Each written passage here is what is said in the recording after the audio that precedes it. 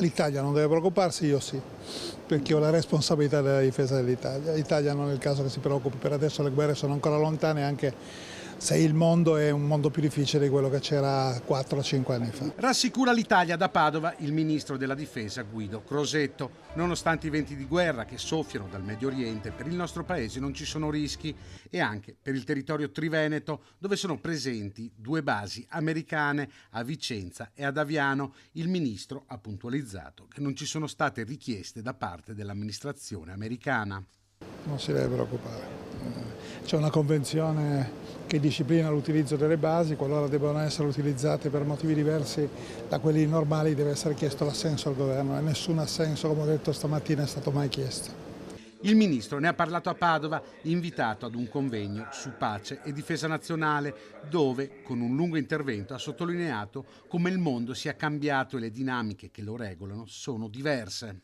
La NATO non ha più ragione di esistere, perché una volta il centro del mondo era l'Oceano Atlantico, adesso il centro del mondo è il mondo.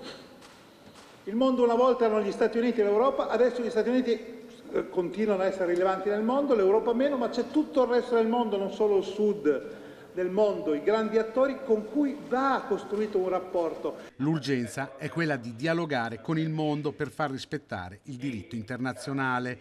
La via è quindi quella di far crescere gli organismi multilaterali, superando ad esempio l'ONU, che ora, ha sottolineato Crosetto, conta meno dei singoli stati. Io penso che l'unica opportunità che ha il mondo di avere pace nei prossimi decenni è di avere organismi multilaterali forti, credibili, in grado di intervenire quando una nazione calpesta il diritto internazionale o il diritto umanitario.